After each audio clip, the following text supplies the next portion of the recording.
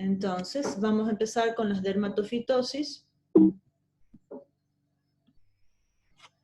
¿Cuál es el objetivo de esta clase? Conocer los agentes etiológicos causantes de estas micosis superficiales, de las dermatofitosis, y conocer los principales factores de patogenicidad de los hongos que causan estas micosis superficiales, así como los mecanismos de defensa del huésped.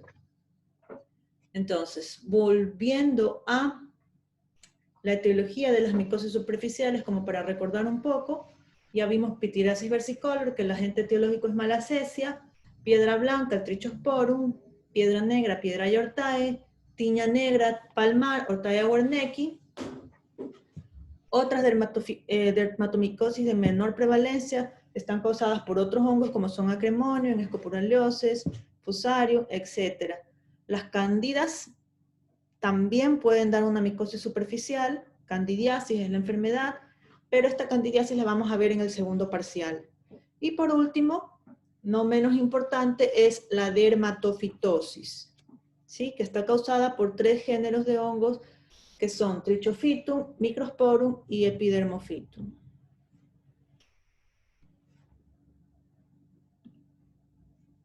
Entonces, cuando hablamos de la dermatofitosis, estamos hablando de micosis superficiales causadas por hongos que parasitan o que infectan específicamente el estrato córneo de la piel. Aquí estamos viendo en este gráfico que la piel tiene la primera capa que se llama la epidermis, por debajo de esta está la dermis y mucho más abajo está la hipodermis. Entonces, dentro de la epidermis está la capa más superficial que es el estrato córneo, que es la que tiene la queratina. ¿Sí? Entonces, las dermatofitosis son micosis superficiales que afectan el extracto córneo de la piel, pueden afectar las faneras como son el pelo y la uña. Está causada por los dermatofitos, que son hongos queratinofílicos. ¿Qué quiere decir queratinofílicos? Son hongos que les gusta la queratina, por lo tanto van a parasitar, van a buscar las zonas en las cuales hay queratina, como son el estrato córneo de la piel, la uña y el pelo. Y más allá de eso no tienden a infectar. ¿Por qué? Porque no tienen factores de virulencia que le permitan ir más allá de esos sitios. Entonces, los 3 géneros que causan las dermatofitosis también se conocen como dermatofitos, son Trichophytum, Microsporum y Epidermophytum. Se dividen en 3 grandes grupos dependiendo de la afinidad por el hospedero. Es así que se llaman antropofílicos o antropófilos aquellos en los cuales el hombre es el reservorio, son bastante comunes, tienden a ser crónicas y recidivantes. Se pueden transmitir de persona a persona, mientras que los hongos zoofílicos son aquellos en los cuales su reservorio está en los animales, son bastante comunes en niños. Es más frecuente que se presente un hongo zoofílico en niños que en adultos, y si se presenta en adultos está asociado a enfermedades profesionales. O sea, ciertas profesiones que tienen que ver con el manejo de animales pueden tener una dermatofitosis por estos hongos zoofílicos. Y los geofílicos, que corresponden al tercer grupo, son menos infrecuentes y son hongos que viven en la tierra. Entonces, en orden de frecuencia, el género Trichophytum, ¿sí? El Trichophytum antropofílico, tenemos a la cabeza Rubrum, le sigue Interdigitale, Tonsurans. Otros ejemplos de Trichophytum antropofílicos, Violation y Trichophytum eschonleini, ¿sí? De hongos, de dermatofitos antrófilos, Microsporum, del género Microsporum, tenemos Microsporum adowini, y del Epidermophytum, Epidermophytum flocosum.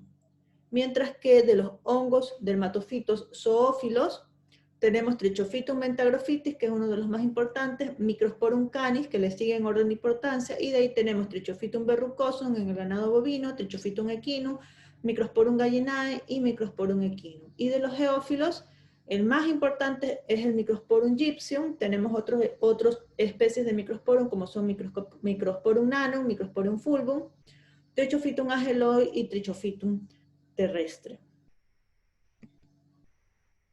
Las dermatofitosis, dermatomicosis, también son conocidas como tiñas o tinias, y se las divide de acuerdo a su sitio de localización en el cuerpo.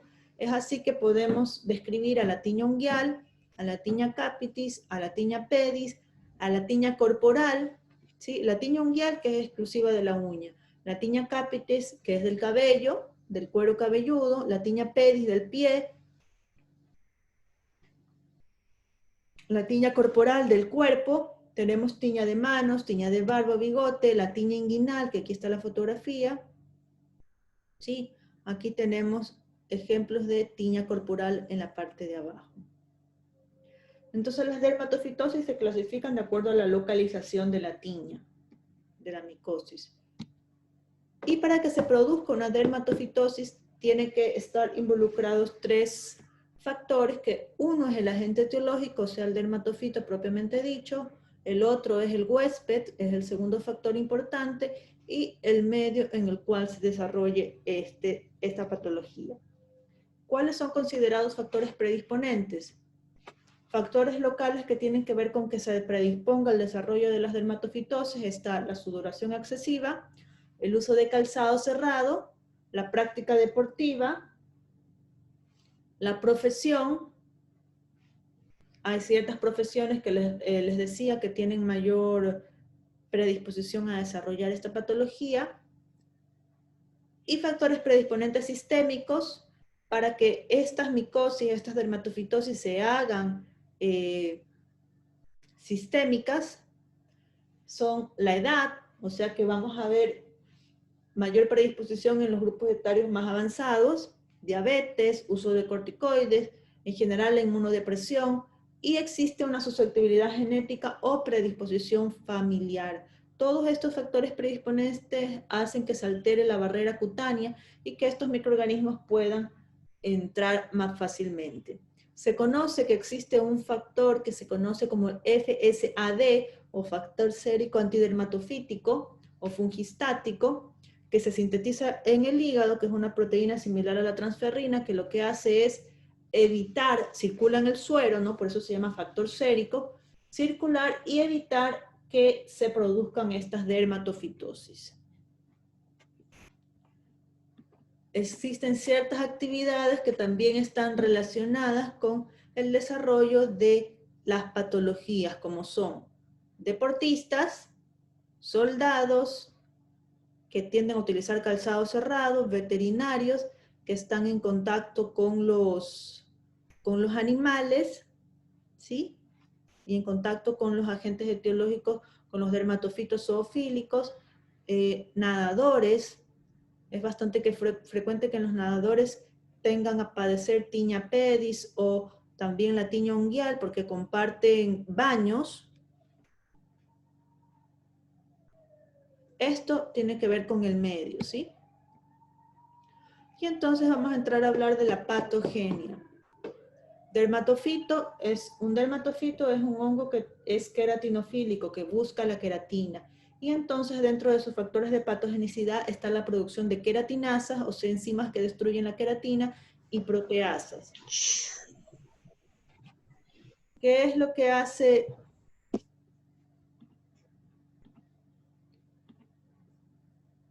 ¿Qué es lo que hace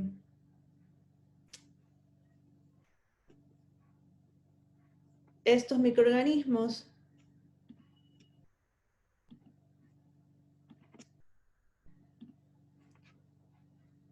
Producen estas queratinasas y estas proteasas, ¿sí? Adicionalmente tienen estos compuestos propios de su pared celular, como son los glicopéptidos y los mananos.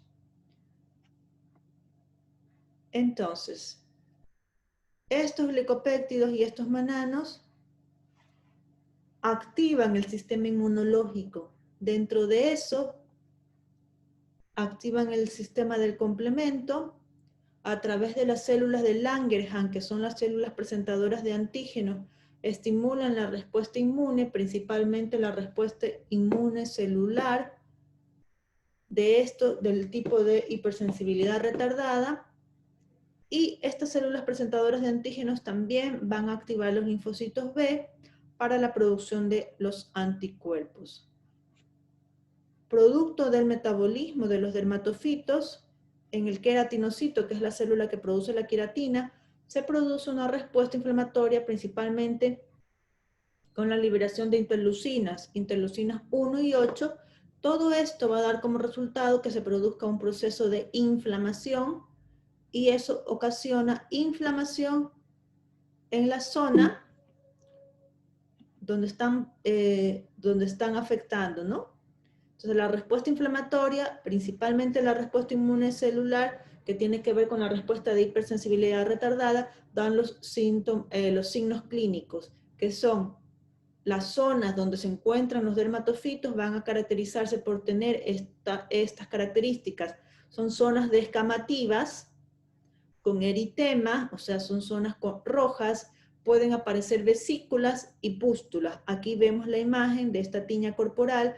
Típicamente el crecimiento de estas tiñas es a manera centrífuga. ¿Qué quiere decir eso? Desde el centro para la parte externa. Aquí estamos viendo esta tiña corporal, entonces la zona más vieja de parasitación es la zona central, mientras que el borde se conoce como el borde activo, que es el borde en el cual hay mayor inflamación, mayor eritema o enrojecimiento, y es donde se van a poder recuperar la mayor cantidad de microorganismos. ¿Por qué? Porque esta es la que se conoce como zona activa, o sea, la zona del centro es la más vieja y el borde circular rojo o el rodete rojo es la parte más activa. Y entonces el daño que se produce, el daño tisular, va a ser una combinación de la acción de las enzimas de los dermatofitos, ya vimos que las enzimas son las queratinasas y las proteasas, y los mecanismos defensivos propios del huésped que son activados durante este proceso de inflamación e hipersensibilidad. Estamos hablando de inmunidad celular. Volvemos a repetirlo, ¿no? Queratinasas, proteasas, son las enzimas que intervienen en la patogenia, los glicopéptidos y mananos, que son los antígenos propios de la pared celular, que son presentados al sistema inmune a través de las células de Langerhans, y lo que principalmente se activa es la respuesta inmunidad celular, ¿sí?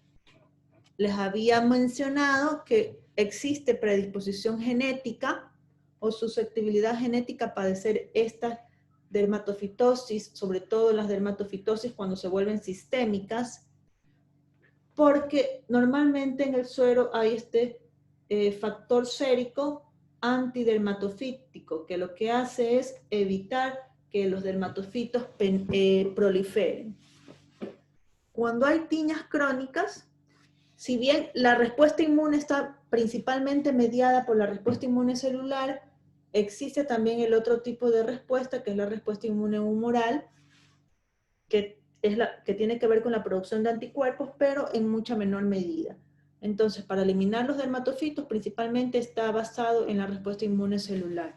En el caso de las tiñas crónicas, hay una proliferación, hay un aumento de las inmunoglobulinas E y las inmunoglobulinas M.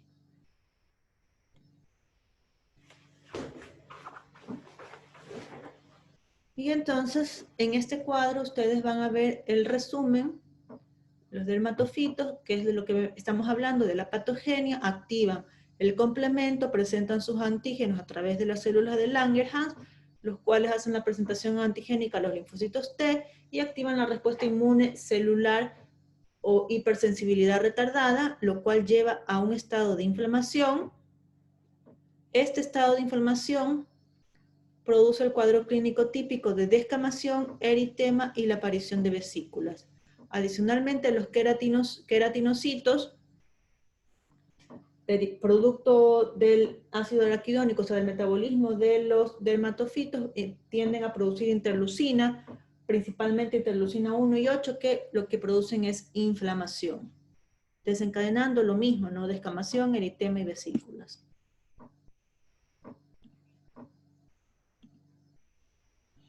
Eso en cuanto a la tiña corporal, esa es la patogenia de la tiña corporal o de toda la tiña que tiene que ver con la piel. Ahora vamos a ver la patogenia de la tiña unguial, que es similar, pero a diferencia de la tiña corporal no llegan al estrato superficial de la piel o al estrato córneo, sino que van a entrar hacia el lecho unguial a través del extremo distal de la uña. Aquí estamos viendo, les estoy marcando el extremo distal de la uña. A través de esta entran, del borde libre, del extremo distal, entran generalmente entran las esporas del hongo. ¿Sí? También pueden entrar a través del borde lateral, que es la parte lateral, o pueden entrar a través de la cutícula. Por eso es importante que no se saquen la cutícula cuando se hacen el manicure o el pedicure, las chicas, las señoritas. ¿Por qué? Porque si no dejan, la cutícula protege que entren los hongos hacia la parte proximal de la uña a través de la cutícula, porque si la eliminas, es más fácil que entren por aquí los hongos. Y entonces, de acuerdo a por dónde entran los hongos, pueden dar diferentes manifestaciones, ¿sí? Diferentes manifestaciones clínicas. Y así tenemos la onicomicosis distal o la tiña distal subunguial, que es la que entra por el borde libre. La onicomicosis proximal profunda, que es la que está en la parte proximal de la uña y entra a través de la cutícula, ¿no? Por la cutícula dañada. Otra forma es la onicomicosis lateral, que es la que entra por la parte lateral, ¿sí? Y hay afectación de la parte lateral de la uña. Tenemos la onicomicosis blanca superficial, que esta es una de las más fáciles de tratar, que solamente afecta las capas superficiales de la uña.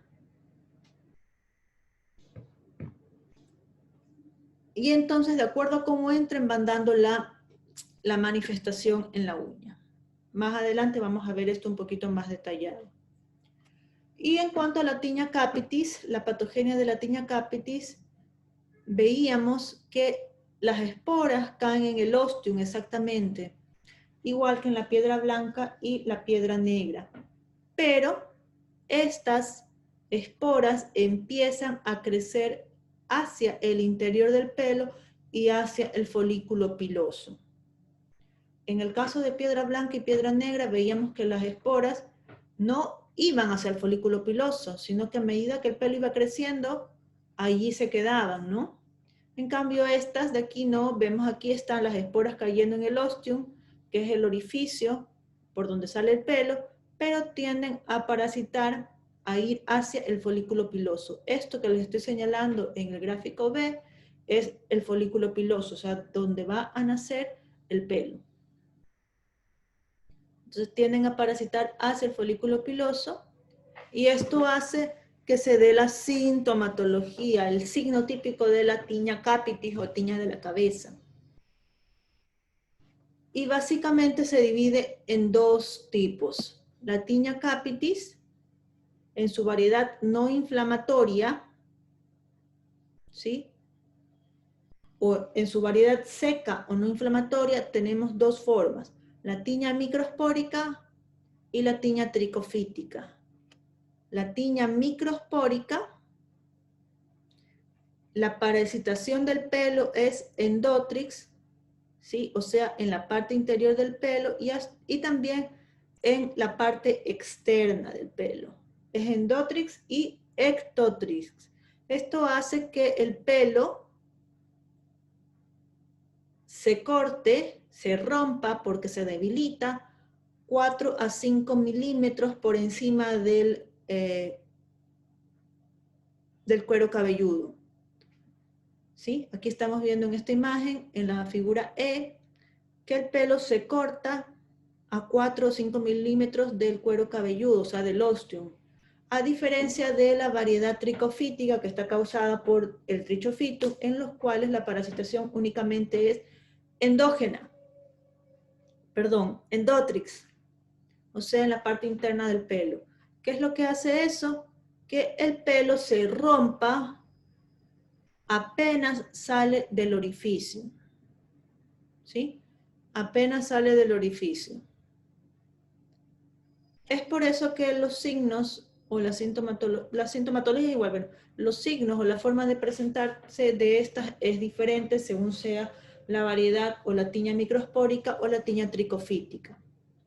La tiña microspórica típicamente es una única placa circular bastante gruesa en la cual los pelos, todos los pelos de esa placa pseudoalopécica están cortados 4 a 5 milímetros. Y esto tiene que ver por la parasitación que es ectotrix y endotrix. O sea que el pelo se rompe 4 o 5 milímetros del ostium, de donde sale. Y generalmente tienden a dar una única placa. Mientras que la variedad tricofítica, aquí estamos viendo el pelo con azul de lactofenol, donde la parasitación es endotrix, o sea, solamente en la parte interna. Las placas no es una única placa, sino son algunas, son placas múltiples, mucho más pequeñas que de la variedad microspórica. Y aquí está lo que se llama el signo del escopetazo.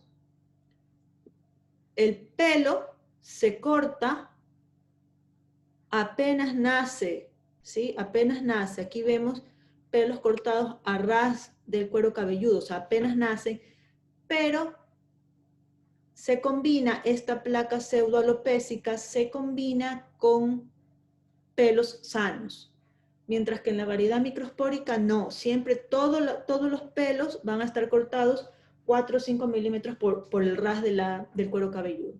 En cambio, en la variedad tricofítica no, están cortados a ras del cuero cabelludo y se combina con pelos sanos. Y generalmente las placas son múltiples, no es una única placa. Y eso tiene que ver con la patogenia.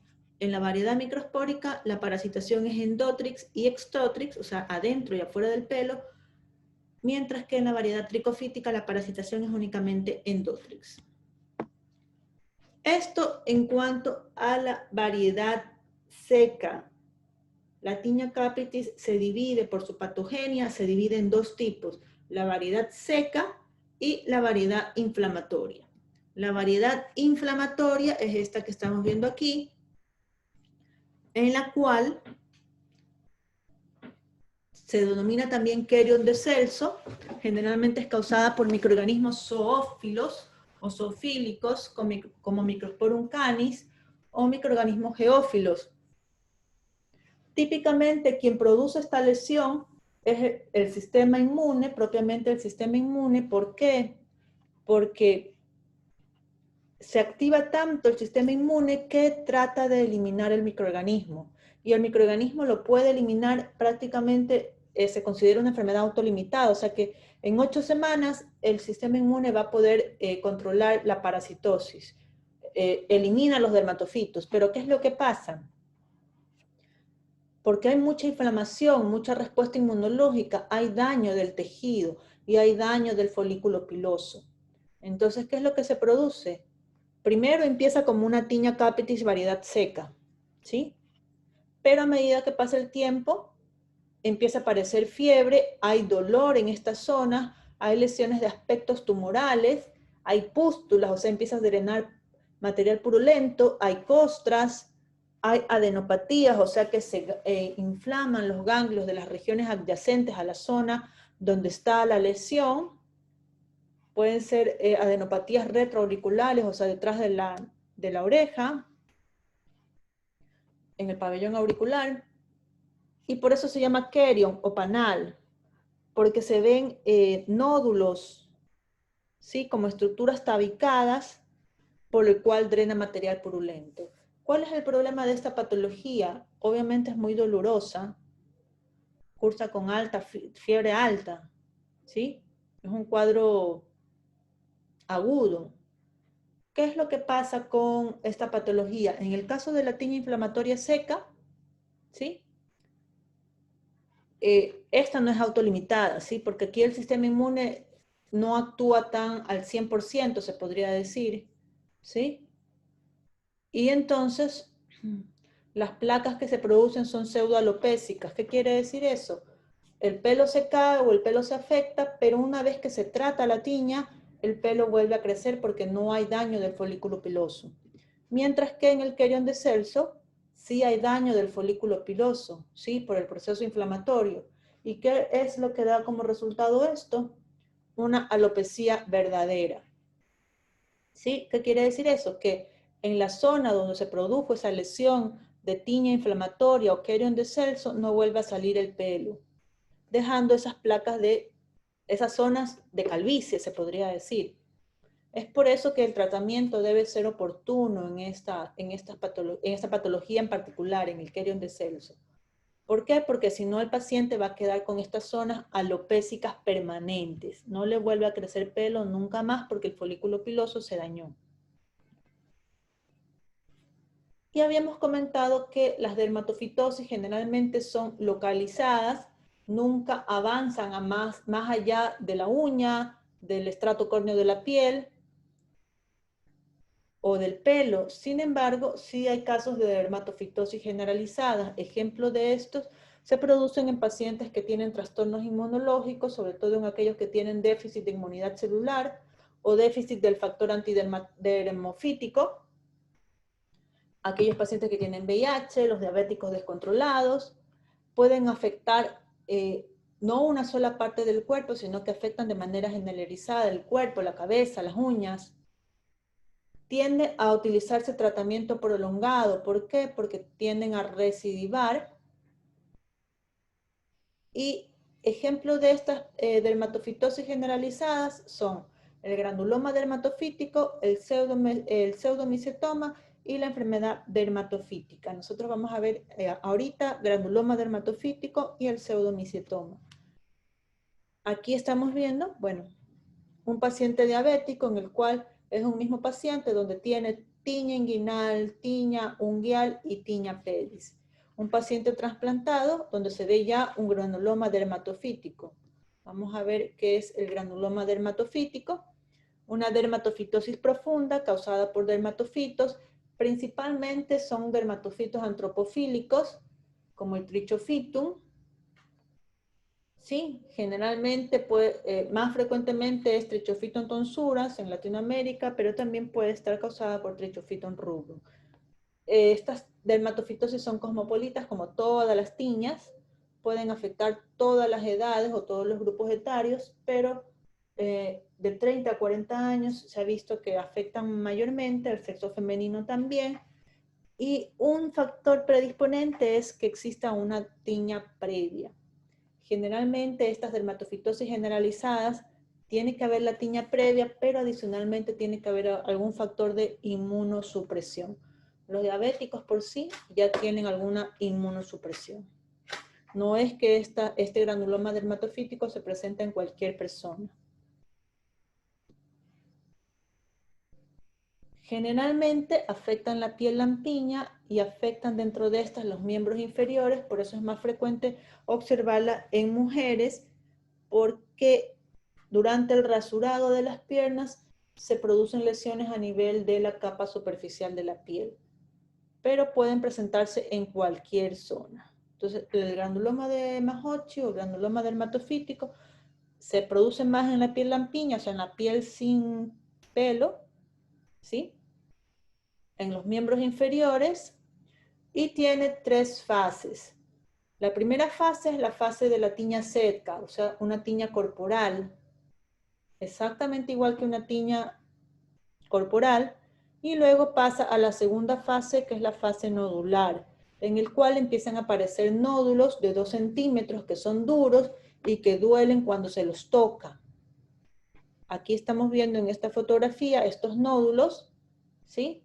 Esto ya no es una tiña normal, sino que vemos que aparecen estos nódulos, ¿sí? Que son duros y que duelen a la palpación. Y posteriormente pasa a la tercera fase, que es la fase degenerativa, cuando esos nódulos empiezan a reblandecer y empieza a drenar un exudado purulento, o sea que empieza a drenar pus, y se hacen úlceras y fístulas. Y ese material que drena está rico en exudado purulento. Aquí vemos una tiña, que esto es una zona inguinal, zona genital, que ya está en la fase 3 o degenerativa. Las dos fotografías del lado izquierdo son en la fase 2 o nodular. Y esta fotografía de acá también es fase 2. Aquí vemos el nódulo, ¿sí? Y estamos en la zona de la miembro inferior. Esto es una pierna. Y esto es un granuloma dermatofítico en un paciente trasplantado renal. O sea que tiene que tener algún antecedente de inmunodepresión. Y el pseudomicetoma, que es otra dermatofitosis generalizada, que es bastante infrecuente, es casi excepcional, es de origen endógeno, o sea que tiene como antecedente una tiña previa crónica, se da en pacientes inmunocomprometidos. Los agentes etiológicos generalmente son los causantes de estas tiñas corporales, como son rubrum, Trichofiton rubrum, tonsura, Microsporum canis, Microsporum adowini, Microsporum ferrugineum, y tienen un comportamiento similar al micetoma de granos blancos. Cuando veamos en el segundo parcial de micetoma, vamos a ver las características específicas del micetoma. Pero por lo pronto ahora tenemos que saber que el micetoma también puede estar causado por dermatofitos. ¿Y cuál es la condición? Que el paciente esté inmunocomprometido, que tenga una tiña previa, y estos dermatofitos, cuando dan un cuadro clínico similar al micetoma, se llama pseudomicetoma. Ok, chicos.